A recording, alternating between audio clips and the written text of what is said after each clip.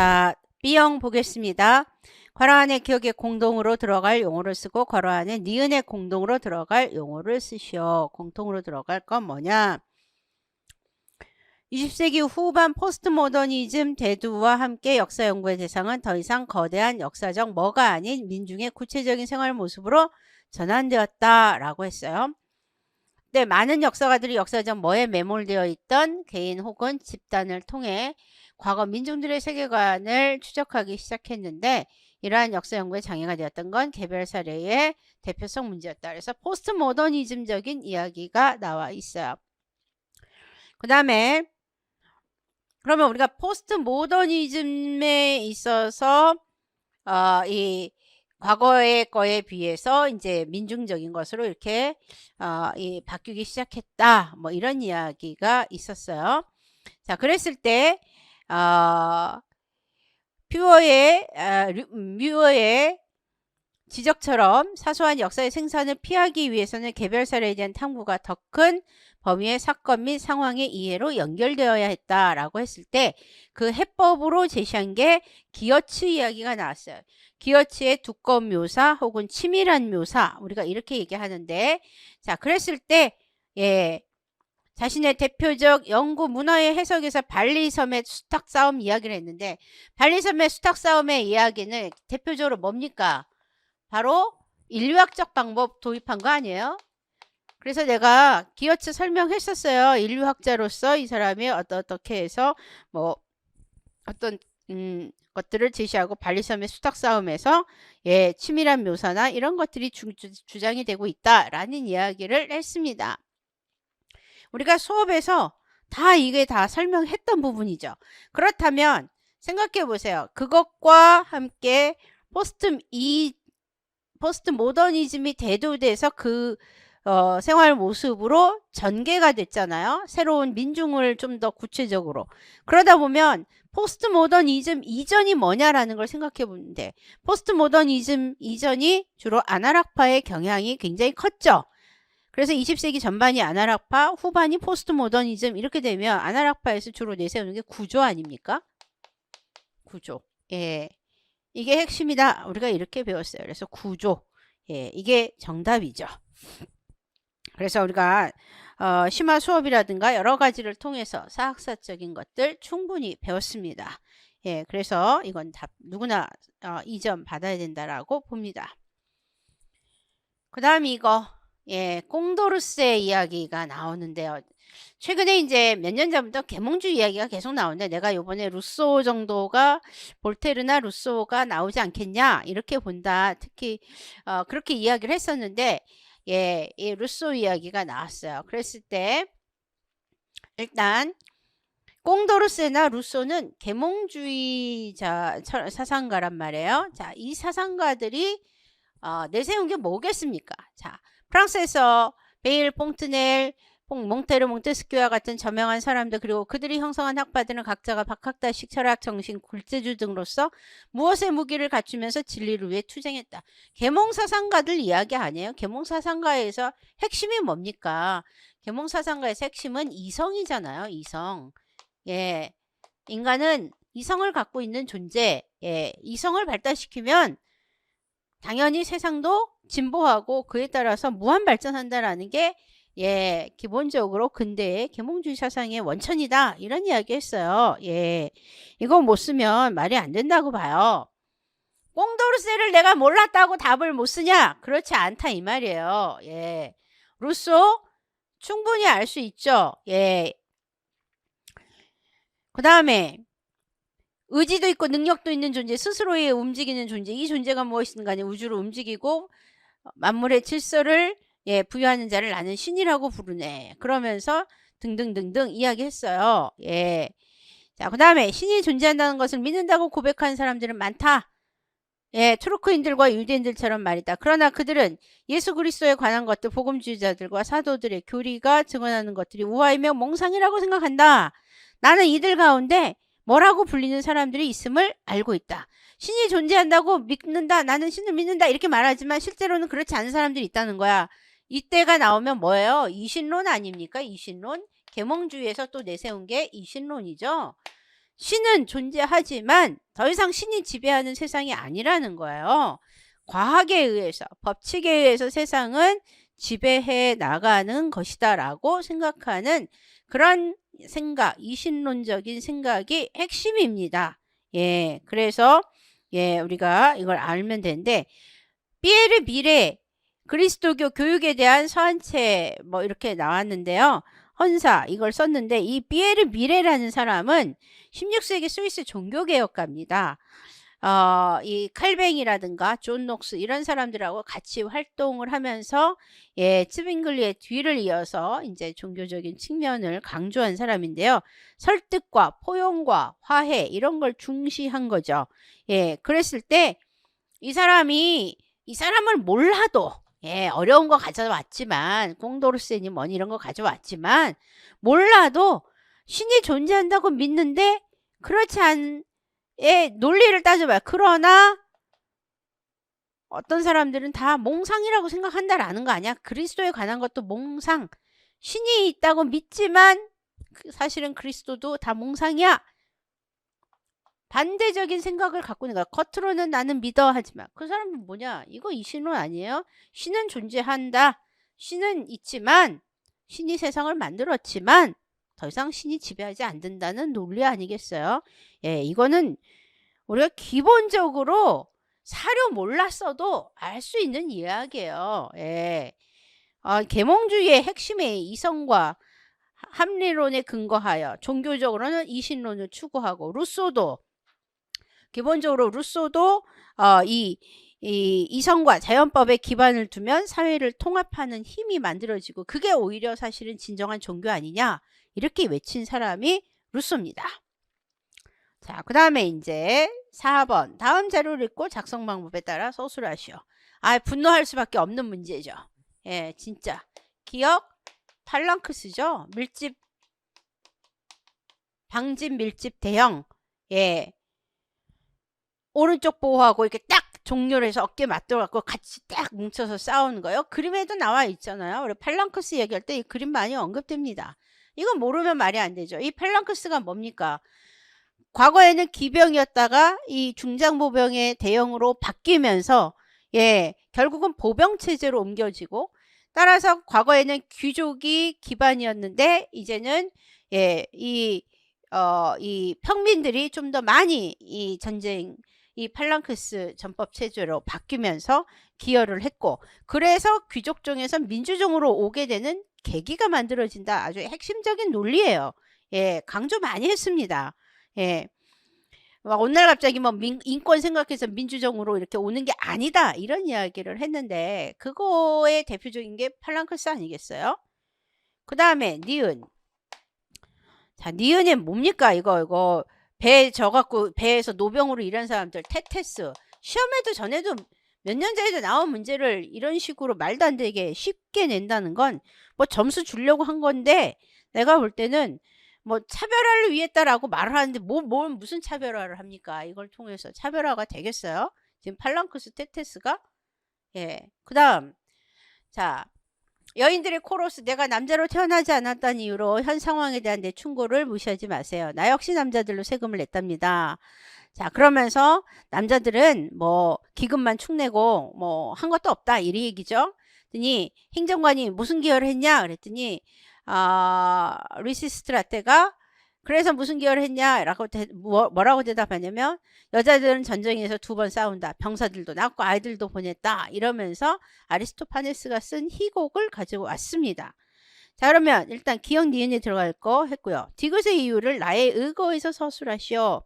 디귿의 이유는 자 디귿은 뭐냐 페리클레스가 여기 나오죠. 페리클레스 시대의 민주주의가 완성된 형태의 민주주의로 바라보는 건데 왜 그렇게 보느냐라는 거야. 자, 나의 근거에서 보면 나에서는 테테스 계층이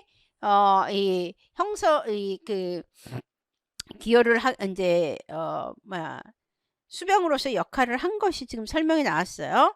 자, 디귿의 이유는 나의 의거에 볼 때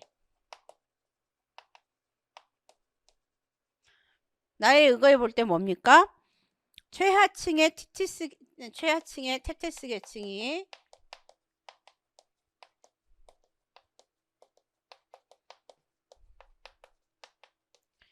지위가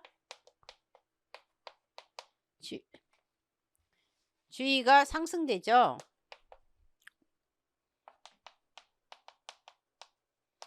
지위가 상승되고 예, 정치 참여가 가능했기 때문이죠.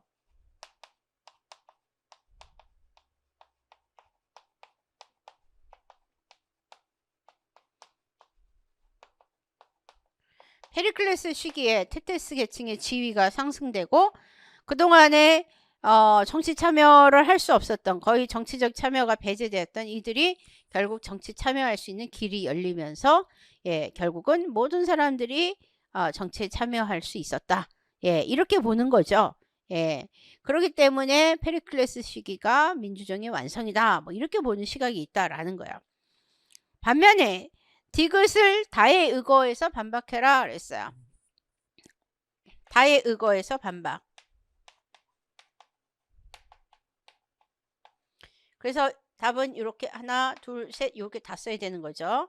다의 의거에서는 여성들은 내가 남자로 태어나지 않았다는 걸 충고하지 무시하지 마라. 즉 왜 민주주의가 아니냐? 예, 반박이기 때문에 여성들은 투표권이 배제되어 있었기 때문이죠.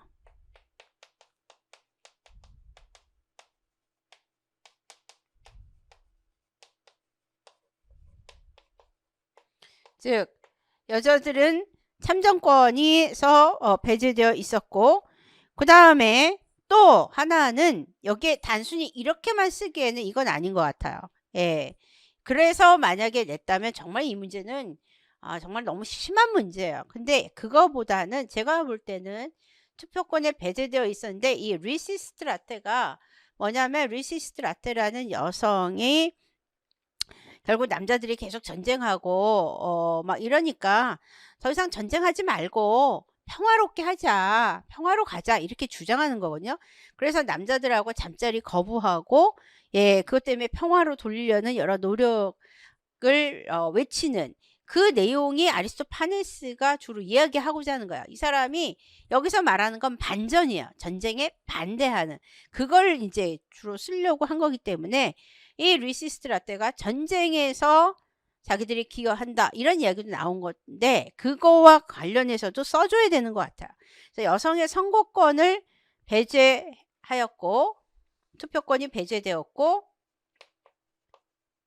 또 무엇보다 델로스 동맹 맺고 제국주의 행태를 보였기 때문이죠.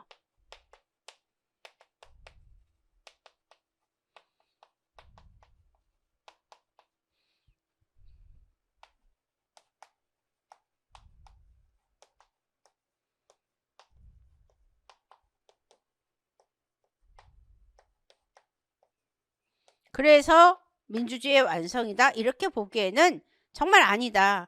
투표권 배제되어 있었으니까 완전한 민주주의 아니고요. 또 하나는 무엇보다 여기에 나온 사료에서 근거해 본다면 페르시아인들을 사용하기 위한 기금 축낸다 이런 얘기 나왔어요.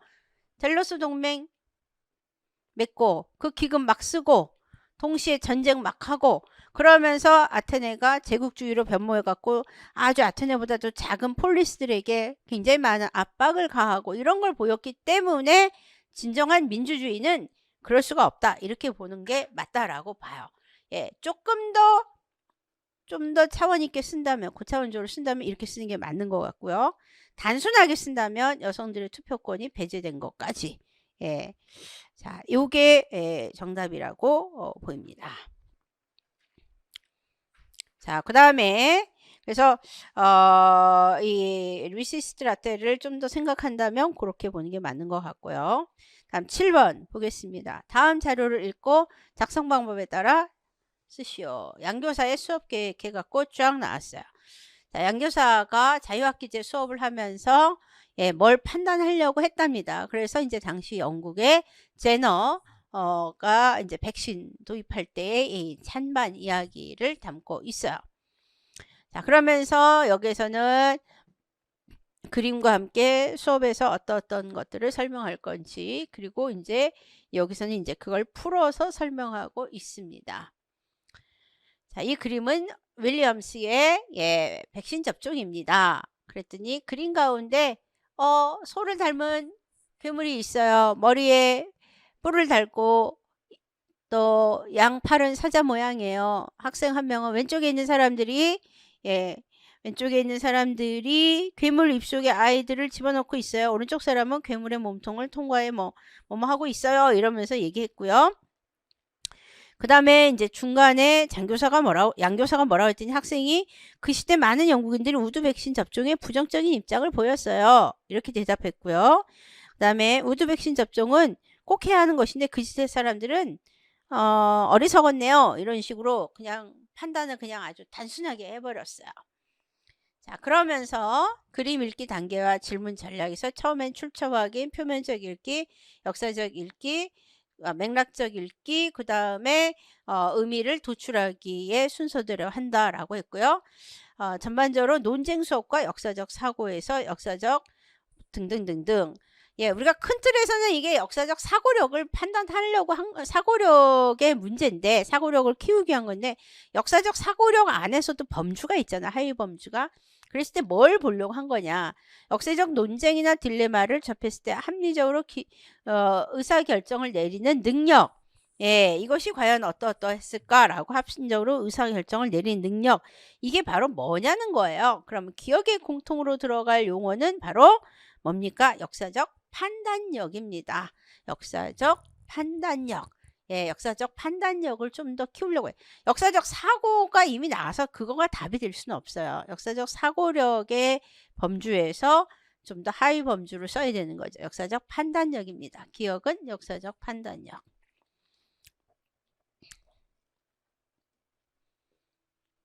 지금 이게 7번.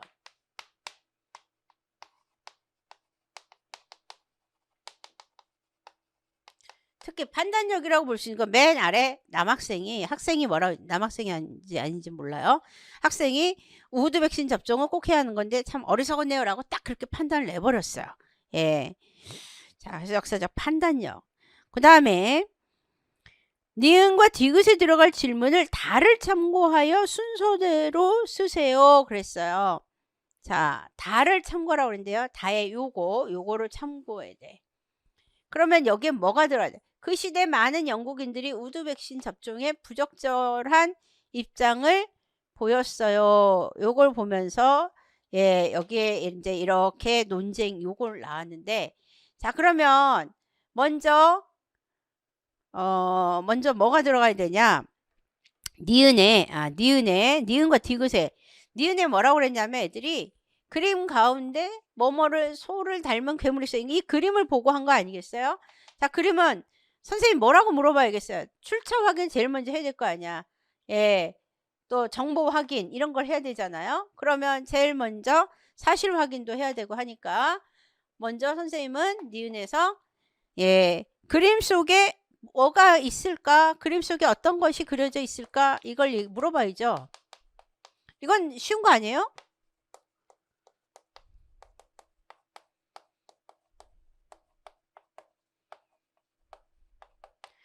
그래서 그림 속에 이런 것이 있고요. 어떤 것이 있어요. 라고 애들이 보고 얘기하는 거죠. 백신 접종에 대한 그림 읽기. 이거 먼저 해야 되는 거 아니겠어요? 그래서 그림 읽기 먼저 그거 합니다. 두 번째, 많은 그 시대의 영국인들이 우드 백신 접종에 부적절한 입장을 보였어요. 부적절한 입장을 보였는지 안 보였는지 여기 보면 알죠.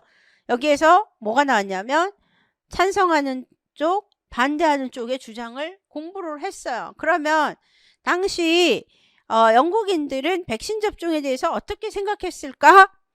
그러다 보면 학생이 부정적인 입장을 좀 더 보였어요 라고 대답이 나와야 되겠죠. 그러니까 디귿에는 뭐라고 해야 되냐? 당시 영국인들은 우드 백신 접종에 대해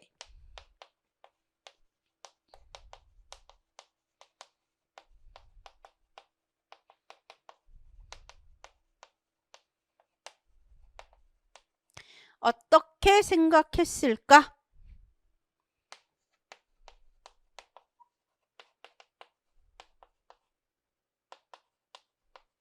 그래야 거기에 맞는 답을 쓴다. 이렇게 봐요. 자, 그 다음에 리을에 보면 자 리을의 역사 이해가 갖는 한계를 미칠지 미음을 참고하여 서술을 하시오 그랬어요. 그럼 미음에 뭐라고 그랬냐면 모두 백신 접종 꼭 해야 되는데 그 시대 사람들 어리석었어요. 이거는 우리 오늘날의 관점이에요. 오늘날 백신 안 맞으면 어떻게 되겠습니까? 아, 이런 백신 접종은 우두 백신 접종은 당연히 맞아야 되는 건데 안 맞았다면 그건 말이 안 되는 거야. 우리가 오늘날은 이렇게 얘기하지만 과거에는 그렇지 않았단 말이죠. 그러니까 어떻게 돼요? 현대적 관점에서 역사를 단편적으로 이해하고 있는 거죠. 그게 문제점이에요. 현대적 관점에서 혹은 현대적 시각에서 역사를 좀 더 비판적으로 이해해야 되는데 역사를 단편적으로 이해했기 때문에 이런 답이 나오는 거예요. 자, 요거 쓰는 거 어렵지 않잖아요. 우리 교수학습 지도안 이런 거 보면서 또 비판적 읽기 쓰기 하면서 뭐 어떤 사례들을 보면서 이거는 잘못 읽은 건지 제대로 읽은 건지 비판적으로 읽은 건지 아닌지 이런 것들 우리 공부했기 때문에 충분히 답을 유추해서 쓸 수 있었다 이렇게 보입니다. 그런데도 그게 어렵다라고 말씀하시면 그거는 정말 아닌 것 같습니다. 우리 무엇보다도 추론해서 답을 쓰는 능력은 필수적으로 역사 교육에서는 나올 수밖에 없고 서양 사회에서도 마찬가지예요. 그거는 역사를 공부한 사람이 역사적 추론 자체를 어려워한다면 그건 아니죠.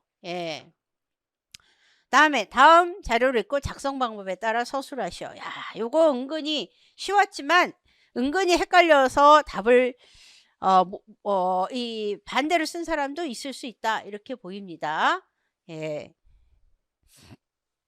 이게 이제 질문을 좀 잘 읽었어야 되는 부분이라고 보여요.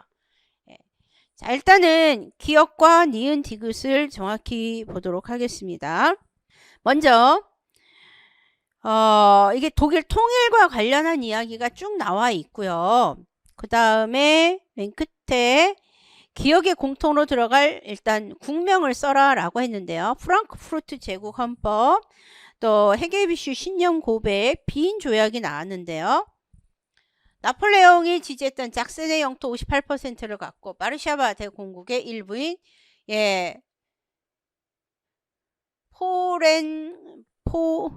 포젠 공국과 단치 라인란트 베스트팔렌을 차지한다.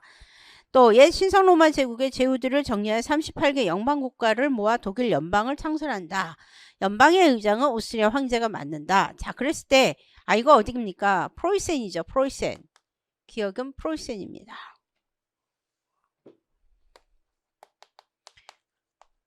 자, 일단 오스트리아 생각하는 사람은 여기 오스트리아가 이미 나왔어. 그러니까 오스트리아가 아니니까 이거는 누구나 답을 다 쓸 수 있어. 독일 연방에서 핵심은 프로이센 아니면 오스트리아거든요. 그러니까 프로이센 누구나 쓸 수 있어요. 다음 니은 보죠. 우리는 장래 우리들 중 누군가가 관직에 들어간다면 누구도 비밀 경찰을 목적으로 하는 어떤 관직도 받아들이지 않고 그리고 출판된 서적의 검열과 관련된 어떤 관직도 받아들이지 않을 것을 맹세한다. 이 말은 뭐예요? 비밀 경찰제 거부, 출판 서적 검열 거부 이런 거거든요. 헤게비슈라는 사람의 신년 고백에 나오는 건데 이 헤게비슈가 누구냐면 바로 그 브루시엔 샤프트 운동을 조직하고 주도했던 그런 사람입니다. 이 사람이 학생조합을 결성하고 그 운동에 굉장히 열심히 했던 시기예요. 이게 1815년 비인체제, 비인조약에서 요 시기에 이 메테르니가 계속해서 독일을 막 쪼으려고 막 한단 말이에요. 프로이센을. 그러다 보니까 거기에 대해서 반대 운동을 막 펼치는 거예요. 그래서 나오는 게 헤게비슈예요. 그 다음에 그래서 여기 나오죠. 브루시엔 샤프트 운동가. 그 다음에 국민의회는 어떠하냐라는 건데요. 자, 그랬을 때 질문. 리을에 공통으로 들어갈 용어를 써라. 자, 그러면 리을은 일단은 우리 리을은 여기죠. 여기 먼저 보죠. 국민의회에서 이제 만든 이제 헌법이에요. 독일 제국은 현재까지의 독일 연방의 영역으로 구성된다. 독일 제국은 내부의 모든 무엇을 없애고 공동구역을 갖는 하나의 통일된 무엇 및 무역권 형성한다. 무역 딱 나오니까 이거 서로 무역하는 거에서 그러면 독일이 통일하기 전에 제일 먼저 뭐부터 있어요? 관세 동맹 체결하지 않았어요? 그러니까 관세입니다. 관세. 이거 틀리면 말이 안 되죠. 당연히. 그 다음에 세 번째, 가 이후 독일에 나타난 사상적 흐름을 니은을 참고해서 써라. 가 이후, 가는 비인 조약이니까 비인 체제 이후에는 독일 프로이센이나 이런 데를 상당히 억압하고 학생들 검열하고 막 통제하려고 해요. 오스트리아 중심으로 가려고 하다 보니까. 그래서 이 브루센샤프트 운동이 나온 거니까, 이거 그 이후에 나오는 건 뭐예요? 독일에서는 당시 독일의 입장인가요? 독일에서 나타난 거니까 독일의 자유주의가 확산되는 거죠. 자유주의와 한편으로는 민족주의도 답이 일부분 될 수는 있다고 보는데 자유주의가 더 정답이에요. 그 이유는 여기 보면 나폴레옹 이 비인 조약 체제가 만들어진 게 나폴레옹에 물러가고 결국 나폴레옹이 해집어 놓은 그 영토 조정이나 여러 가지를 하려고 비인 체제, 비인 조약을 맺게 된 거거든요. 그러니까 나폴레옹에 의해서 나타나는 감정이 바로 뭐냐? 나폴레옹 때문에 하도 휘저어져서 많은 나라들이 자유를 외친 거예요. 그래서 자유주의가 더 정답이에요. 이 자유주의가 좀 더 당시의 대세와 맞물려서 민족주의적인 개념이 좀 더 부각이 된 거죠. 그래서 자유주의 혹은 자유주의적 민족주의인데 그래도 근본적인 건 자유주의가 더 맞다 이렇게 보입니다. 그래서 독일의 자유주의가 확산된 거 이거 쓰시면 되겠어요. 그 다음에 이제 마지막 문제인데 이 마지막 문제가 은근히 헷갈려 보입니다. 질문을 잘 읽었어야 돼요. 통일에 대한 디귿의 입장이 나와 어떻게 다른지. 자, 나하고 그러면 나의 입장이 먼저 알아봐야겠죠. 디귿 문제. 자, 나에서는 일단은 요거 문제부터 해결하고 가겠습니다. 독일 제국은 현재까지 독일 연방의 영역으로 한다. 요 자체만 가지고 시험 문제가 예전에 나온 적이 있어요. 2015년에 제가 은근히 헷갈릴 수 있다라고 생각해서 이 문제를 제가 다시 한번 확인해 봤어요. 그 문제하고. 네. 요 밑줄 요것만 가지고서는 뭘 의미하냐? 대독일주의적인 입장을 내세웠어요. 그거로 해석이 돼요. 그래서 내가 예전에 강의할 때도 독일 제국 현재까지 독일 연방 영역 그대로 한다. 이렇게 가면 그거는 대독일주의다. 이렇게 가르쳤어요. 그러나 나머지 이야기와 결국 이 국민회의에서 결국 이 헌법 프랑크푸르트 헌법인데요. 이게 프랑크푸르트 제국 헌법이에요.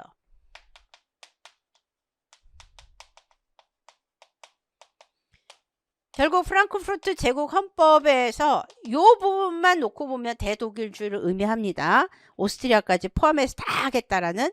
그러나 나머지의 내용과 함께 뭐 황제는 다 독일한 측면으로 가고 뭐로 가고 이러면서 쫙 정리를 해가지고 프랑크 제국 헌법에서 나중에 내세운 건 결국은 소독일주의죠. 처음에는 대독일주의를 내세웠다가 나중에 소독일주의로 입장이 바뀌어요. 소독일주의 입장이 바뀌어서 최종적으로 만들어낸 게 이제 이 헌법의 이제 나중에 이 헌법의 일환인데 그래서 나의 요 자체만으로는 대독일주의지만 전체적인 내용이나 여러 가지를 다 보면 이거는 소독일주의 입장이고 특히 국민회의가 가져온 입장이 뭐냐를 물어봤죠. 지금 여기만 갖고 물어본 게 아니에요. 제 1조만 갖고 물어본 게 아니라는 거죠. 그렇기 때문에 프랑크푸르트 의회가 주로 나중에 소독일주의였다면 이게 소독일주의였다면 나의 입장이 대독일주의를 표현한 거야.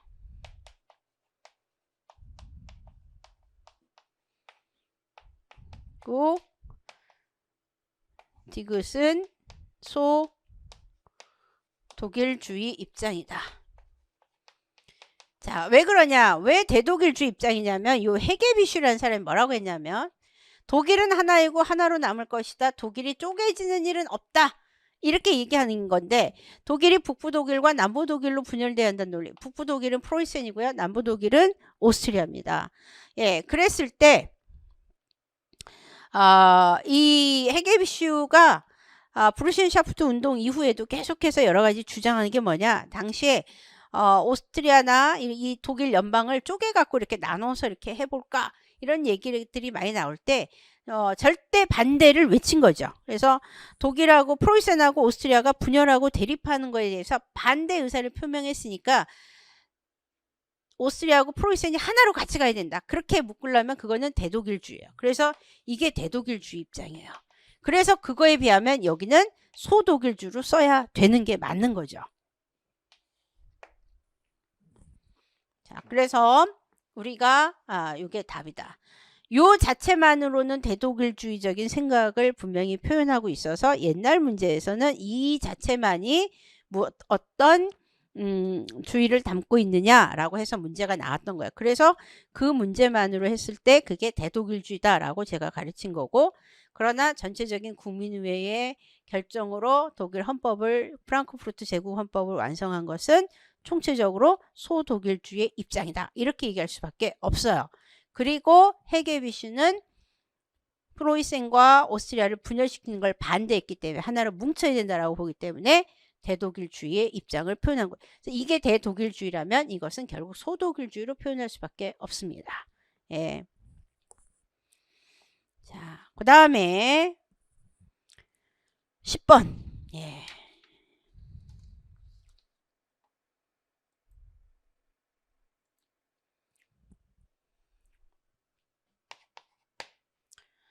자, 다음 모모고등학교 한국사 수업의 수행평가 안내문이고 나는 교과협의회에서 나눈 대화의 일부이다.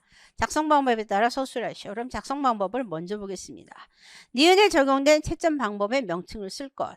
예, 여러분들 시험 보실 때 처음부터 다 읽어보고 일일이 꼼꼼하게 다 읽어본 다음에 문제 풀면 늦는 거 아시죠? 예, 기본적으로 문제부터 먼저 들어가서 그 부분을 집중적으로 보시면 되겠습니다. 자, 니은에 적용된 거 평가 루브릭 해가지고 쫙 이렇게 나눴어요. 주제 선정, 자료조사, 제작, 발표에서 선정은 어떻게 했어? 뭐는 어떻게 했나, 뭐는 했나.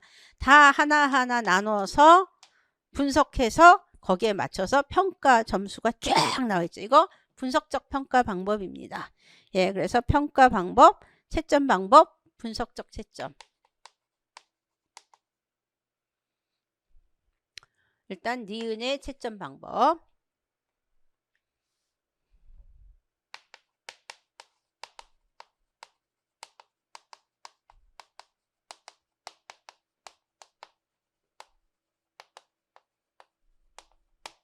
그 다음에 디귿에 들어갈 채점 기준을 기억을 참고하여 쓰시오.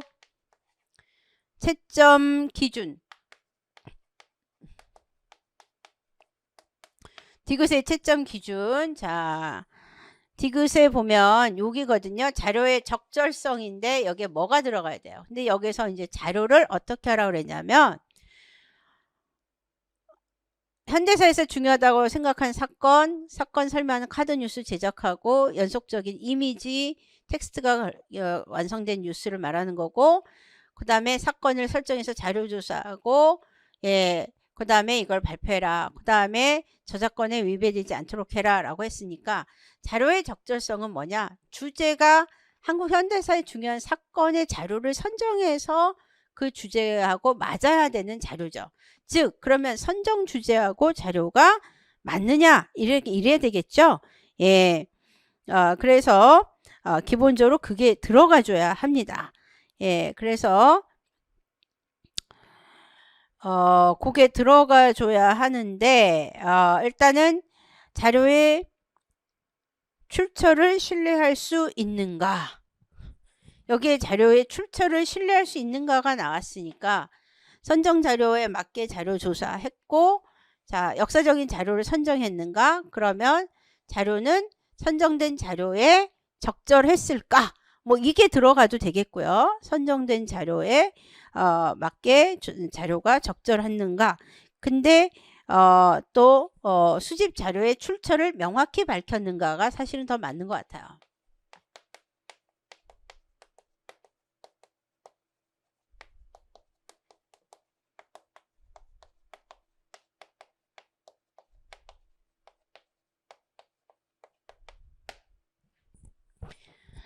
그래서 그렇게 해야 자료의 출처를 신뢰할 수 있는가가 나오는 거거든요. 예. 그래서 주제 선정에서는 역사적 사건을 중요한 역사적 사건을 선정했는지, 자료가 적절한지, 즉 선정된 자료에 맞게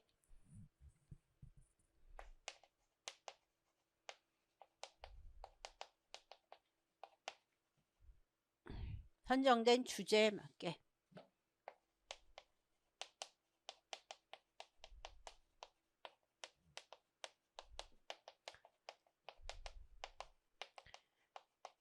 요게 들어가도 맞다고 보고요. 예, 또 수집된 자료를 출처를 정확히 밝혔는지, 그래야만 그 출처를 제대로 신뢰할 수 있는지 이야기가 나아간다, 이렇게 볼 수 있을 것 같습니다. 그래서 이렇게 가는 게 맞는 것 같고요. 그 다음에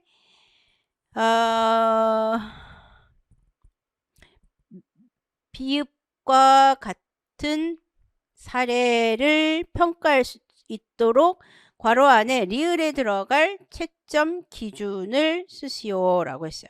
비읍과 같은 사례. 자, 비읍에서 뭐라고 그랬냐면 6월 항쟁을 주제로 한 카드뉴스에서는 김주열 열사의 사진을 넣은 모둠이 있었어요 라고 했는데, 이렇게 되도록 리을에 들어갈 채점 기준. 자, 리을에 들어갈 건 여기는 뭐가 들어가야 되느냐라는 거야. 내용이 일단 제작에 있어서 내용의 정합성, 그래서 내용이 공공표현물에 적합한가, 또 내용이 매체적 특성을 제대로 반영해서 구성되었는가, 논리적으로 구성되었는가, 이 얘기가 나오는데, 리을에 들어갈 건 뭐겠습니까? 당연히 내용이 주제와 정확한 관련이 있느냐라는 게 들어가야죠. 주제와 연관성이 있느냐,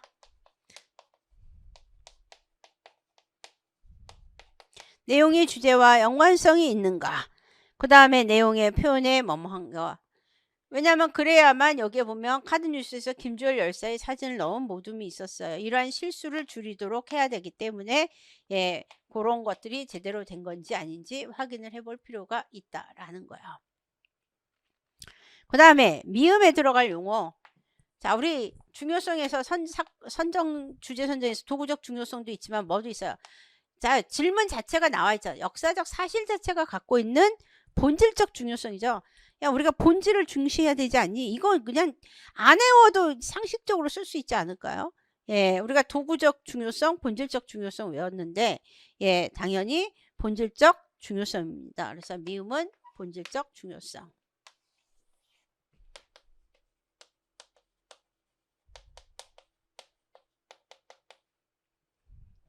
그래서 이러이러한 답이 들어가 주는 게 맞는 것 같습니다. 그래서 여기에는 뭐 두 가지 답이 들어갈 수 있다. 선정된 자료의 주제에 맞는 자료를 수집하였는가, 이렇게 들어가도 되지만, 또 자료를 출처를 신뢰할 수 있는가. 그럼 출처를 신뢰하려면 일단 출처를 먼저 명확히 밝혔어야 되기 때문에 그것도 들어가 줘야 되겠죠. 그래서 이렇게 하시면 어느 정도 맞다라고 생각해요. 자, 여러분들이 이렇게 설명을 들었습니다. 이 설명을 듣고 나서 보시면 이게 그렇게 어렵지 않았다라고 볼 수 있어요. 우리가 충분히 이론적인 거 알고 그 이론적인 것들을 생각해서 답을 쓸 수 있었다면 충분히 가능한 답안 작성이 이루어질 수 있었다, 이렇게 봅니다. 또한 기초적인 거에 충실했다면 얼마든지 답을 웬만큼 쓰지 않았을까 싶습니다. 조금만 그냥 단순하게 달달달달 외우는 게 아니라 조금만이라도 생각하고 답을 찾아내는 그런 능력을 키울 수 있었다면 예, 충분히 잘 벌 수 있었을 거라고 생각해요. 따라서 아까 말한 대로 50%는 먹고 가는 문제들이 많고요. 예, 나머지 완벽하게 44점 다 맞지는 못하는 부분들이 일부분 있을 수 있습니다. 그랬을 때 3점을 기준으로 한다고 치면 75%, 나머지 25%가 차별화인데 이 25%에서 조금만 생각하면 답을 충분히 쓸 수 있는 문제였기 때문에 적어도 25%를 제대로 채운 사람이 예, 합격한다라고 봐요. 그렇기 때문에 제가 뭐라고 했냐? 40점 만점에 75%, 30점은 돼야 합격선이다. 저는 그렇게 생각해요. 그래서 많이 떨어질 거라고 예상하는 분도 있지만 그렇게 떨어질 것 같아 보이지는 제가 볼 때는 않다고 보입니다. 예. 예전에 제가 시험 볼 때 우리 시험이 몇 년 전에 한 4, 5년 전에 되게 어렵게 나온 적이 있었고 그때는 어렵지 않았지만 어렵다고 많은 사람들이 느꼈고 그래서 그때는 분명히 내가 점수가 많이 떨어질 거라고 예상했고 그랬을 때 거기서 조금 더 잘 본 사람들이 합격을 했어요. 근데 요번에는 내가 보는 판단 하에서는 예, 성적이 그렇게 많이 낮게 나올 거라고 생각하지 않습니다. 예, 오히려 성적이 어쨌든 뭐 역사 교육론에서 한국사하고 또 동양사가 몇 점이 어떤 경우로 나왔는지 몰라도 서양사에 있어서는 30점 정도 맞는 게 합격선으로 가는 이 선이다 이렇게 보여지기 때문에 여러분들이 예, 어쨌든 이미 시험은 받고 실망하지 마시고 예, 계속해서 준비하시고 요 점수 근처까지 왔다면 그래도 한번 2차 도전을 준비해 보시면 좋지 않을까 생각해 보고 있습니다. 예, 25점 아래는 정말 힘들 거라고 보고요. 정말이 아니라 내가 볼 때는 안 될 것 같고요. 예, 27점 정도면 간당간당 예, 30점 정도가 돼야 되지 않을까 싶은데요. 어쨌든 여러분들 점수대에 나름대로 있다고 판단하시는 분들은 열심히 준비하시면 되겠고요. 우리가 12월에 2차와 관련해서 이벤트가 있어요. 예, 그때 여러분들 또 참여하시고 예, 그랬을 때 수업 실현하면서 여러분들이 좀 실수하고 고칠 수 있어야 되는 것들 이런 것들 우리가 이렇게 좀 더 나쁜 지적질이 아니라 좀 더 선한 지적을 통해서 여러분들이 2차 준비를 좀 더 잘할 수 있도록 이벤트 할 거니까 그때 봐주시고요. 또 이 강의를 통해서 내 강의를 앞으로 더 듣고자 하는 학생들이 있다면 수험생들 분들이 있다면 우리가 12월 16일 토요일이거든요. 그때 설명회를 합니다. 합격 설명회 내년 강의가 어떻게 이루어질지 좀 파격적인 것들이 여러 개가 있고요. 또 나름대로 내가 생각하는 내년의 전략 방안 이런 것들에 대해서 생각을 하고 또 그것들을 여러분들에게 알려드릴 거니까 여러분들 많이 참여해 주시기 바랍니다. 예, 이번에도 느낀 거지만 그냥 단순히 꼼꼼하게 하기보다 예, 꼼꼼한 것도 중요하고 또 심화적인 걸 배우는 것도 중요하지만 무엇보다 가장 중요한 건 본질에 충실해서 예, 기본적인 이론을 제대로 이해한 사람은 시험 잘 봤을 거라고 생각을 해요. 그래서 여러분들 예, 다른 꼼수 뭐 이런 거 뭐 특별 특강 뭐 이런 거 다 떠나서 그냥 제대로 본질적인 걸 먼저 공부하시고 나머지 좀 더 거기에 더 나아가서 또 다른 여러 가지 범위들로 확산해서 공부를 하시면 좋겠다. 이런 이야기를 하겠습니다. 어쨌든 여러분들 수고 많이 하셨고요. 제 강의 앞으로 많이 들어주시고 예, 또 좋은 결과 얻으시면 좋겠습니다. 자, 마치겠습니다.